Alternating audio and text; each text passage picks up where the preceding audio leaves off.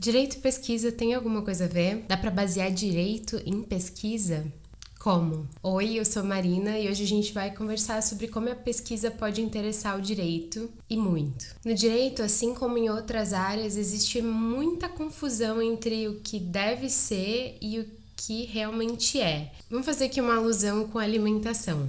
A gente ouve no nosso dia a dia várias regras sobre como a gente deve se alimentar, o que a gente deve ou não comer. E isso é baseado às vezes na opinião, às vezes tem alguma origem histórica, às vezes foi baseado na experiência de alguém. E aí a gente ouve coisas como não pode comer manga com leite, regra de 5 segundos para as coisas que caíram no chão, comer formiga faz bem para os olhos, e etc, etc, etc. Mas o que disso que é verdade? O que faz sentido? O que procede dessas regras? Nesse caso, tenho certeza que você já ouviu pelo menos uma dessas e nenhuma delas realmente procede. E para saber disso, a gente usou a ciência. A ciência é quem vai testar todas essas afirmativas e vai nos dizer quais procedem e quais não procedem.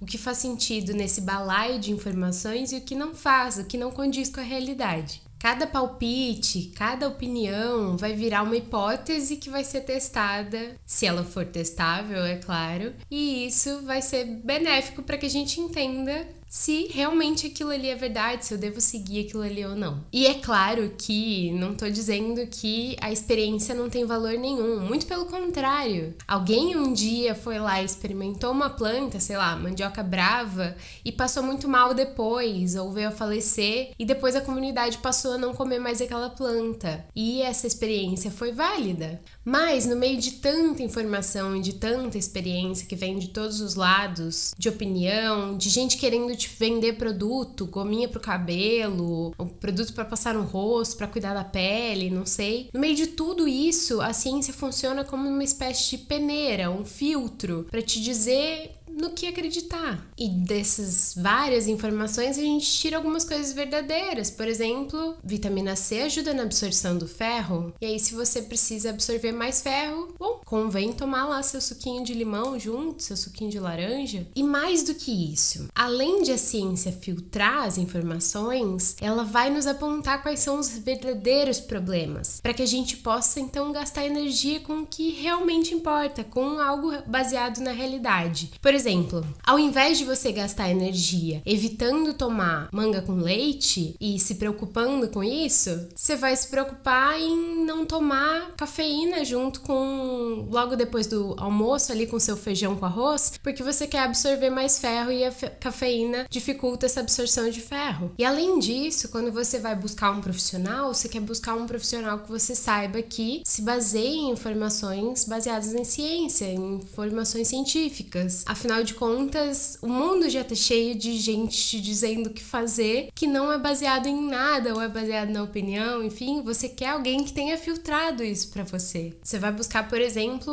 uma nutricionista que se baseie em ciência, uma nutricionista que faça pesquisa ou que leia pesquisas regularmente, que esteja atualizada. Tá, mas o que o direito tem a ver com isso? Bom, o que o direito mais faz é dizer o que a gente deve fazer, certo? Assim como lá na alimentação. Então, imagina que, por exemplo, as leis que são aí a principal coisa que nos diz o que a gente deve fazer, forem baseadas em pesquisa. Imagina que a gente tenha um filtro para dizer para as leis o que a realidade realmente é e para que dali só saiam dever ser, né? Só saiam sugestões de coisas para a gente fazer baseadas realmente na realidade, em questões que as pessoas já constataram. Ao invés de a gente ficar chutando quais são os problemas, a gente realmente avalia na realidade quais são os problemas e lida com eles de fato. Assim a gente não fica tanto na tentativa e erro. Ah, será que isso é um problema? Esse grupo político tá me dizendo que é um problema, então eu vou tentar resolver isso. Não, a gente se baseia no que de fato as pesquisas têm dito que é um problema e tenta resolver isso. E a ciência pode ser uma base interessante também depois que a lei foi implementada. Porque a gente sabe que mesmo que eu te diga que tomar um cafezinho depois do almoço dificulta a absorção de ferro, talvez você, mesmo sabendo, não siga isso porque você realmente gosta de um cafezinho. Ou seja, mesmo com a implementação de leis que sejam baseadas em algo que você acredita ou que seja baseado em algo confiável, nem sempre as pessoas vão seguir a lei. E isso é bem claro no nosso dia a dia, né? Então, a ciência pode nos ajudar a acompanhar a sociedade depois daquela implementação da lei, entender como aquela lei impactou aquela comunidade, por que aquela lei funcionou ou não funcionou para chegar no resultado esperado. E assim,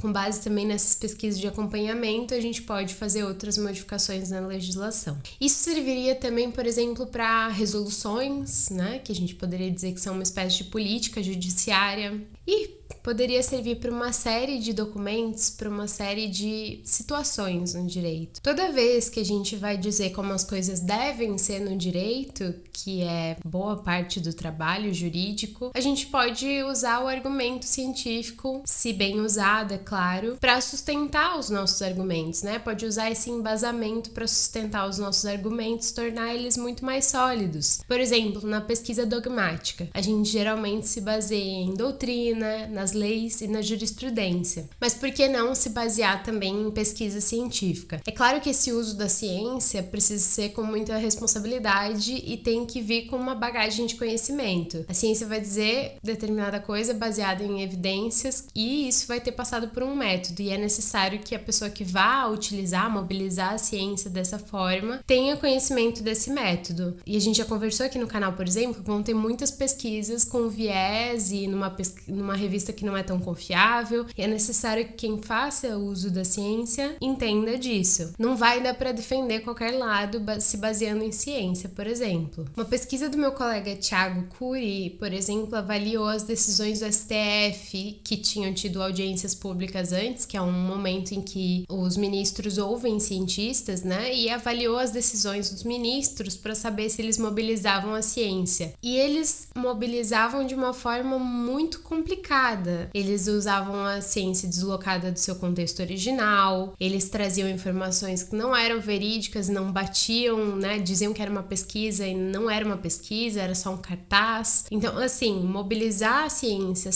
só com a credibilidade que ela traz, sem de fato colocar ali o conteúdo científico, é uma irresponsabilidade tremenda e não é a forma certa de fazer isso. Então, é claro que a gente tem uma discussão muito interessante quando se trata desse assunto. Mas fazer essa mobilização da ciência com responsabilidade, com consciência do que é a ciência de fato, é interessante para embasar os argumentos na realidade. E aí as possibilidades vão mais longe. Os advogados podem usar as evidências para instruir os processos ou para se basear na hora de argumentar na sua petição, no seu documento, enfim. Vai longe aqui a discussão. Mas outra coisa interessante é a gente entender que a pesquisa empírica ela não foi feita para ser aplicada. Ela é feita para que a gente conheça mais sobre o mundo, conheça mais sobre a realidade. Ou seja, essa não é a função primária dela. Isso traz algumas consequências. Por exemplo, as respostas que as pesquisas científicas nos oferecem não são assim tão claras e tão direto ao ponto quanto talvez um político gostaria para poder aplicar. Muitas vezes também essa pesquisa não vai ser tão rápida, né? Não vai ser feita tão rapidamente quanto a gente gostaria para resolver um problema que é mais imediato. Mas quando a gente já tem uma gama enorme de pesquisas prontas, com um diagnóstico feito sobre o judiciário, por que não se basear nelas para construir a partir